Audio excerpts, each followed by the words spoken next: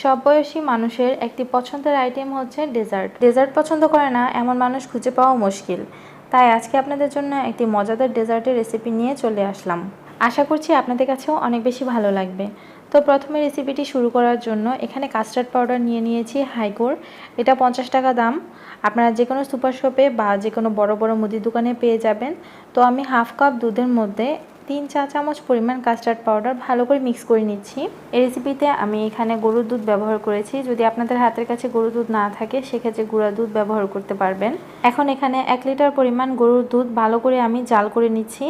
তো জাল করা হয়ে গেলে এখানে 1 টেবিল চামচ পরিমাণ চিনি দিয়ে দিচ্ছি। এটা আপনাদের স্বাদ মতো নিয়ে নেবেন। প্রায় 10 মিনিটের মতো ভালো করে জাল করে নেওয়া হয়ে গিয়েছে। এখন এটাকে আর জাল করার প্রয়োজন নেই। তো এখানে কাস্টার্ডের যে মিশ্রণটা রাখা হয়েছিল সেটা আমি দিয়ে দিলাম। এখন অনবরত নেড়ে ভালো করে মিশিয়ে নিতে হবে।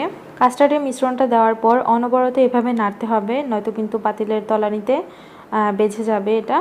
তো এভাবে নাড়তে নাড়তে যখন দেখবেন যে এরকম ঘনত্ব হয়ে গিয়েছে তখন বুঝতে পারবেন যে এটা আর জাল করার প্রয়োজন নেই।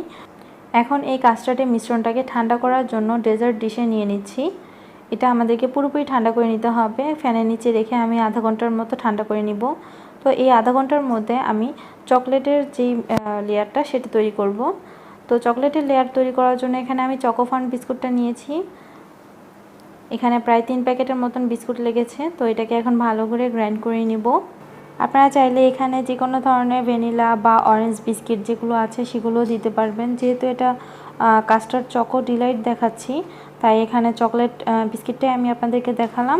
আপনারা যে কোনো বিস্কিটই নেন না কেন ভালো করে এভাবে মিহি গুঁড়া করে নিতে হবে। আর এভাবে চামচ দিয়ে পুরোটা কাস্টার্ডের উপর সুন্দর করে ছড়িয়ে দিতে হবে। আর সম্পূর্ণ ছড়ানোর পর হালকা হাতে চামচ দিয়ে হালকা চেপে আপনাদেরকে এটা সমান করে নিতে হবে। খুব বেশি চাপলে কিন্তু কাস্টার্ডের লেয়ারটা একদম নষ্ট হয়ে যাবে। তো এখানে সেকেন্ড লেয়ারটাও কমপ্লিট হয়ে গিয়েছে। এখন উপরে সাজানোর জন্য আমি হুইপ ক্রিম নিয়ে নিচ্ছি 1 কাপ পরিমাণ। তো এখানে আমি ভিভো হুইপ ক্রিমটা ইউজ করছি। এখন ক্রিমটা ভালো করে বিট করে নিতে হবে।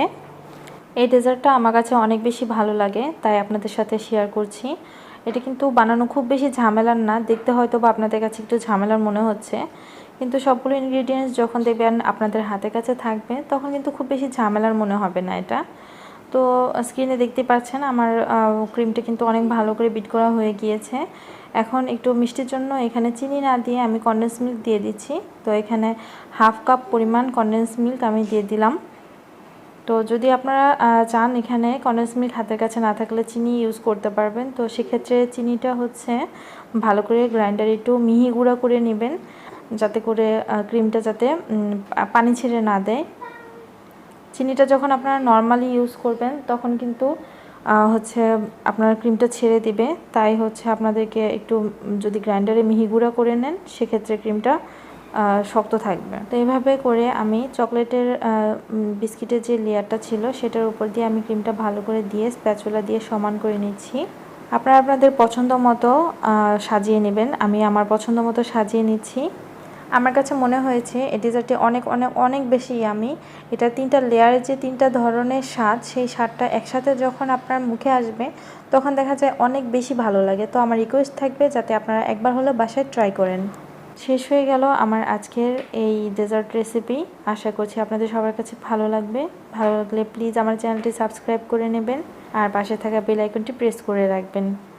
তাহলে আজকের মতো এখানেই বিদায় নিচ্ছি। সবাই ভালো থাকবেন আর আমার রেসিপি ভালো লাগলে অবশ্যই ফ্রেন্ডস অ্যান্ড ফ্যামিলির সাথে শেয়ার করবেন। আল্লাহ হাফেজ।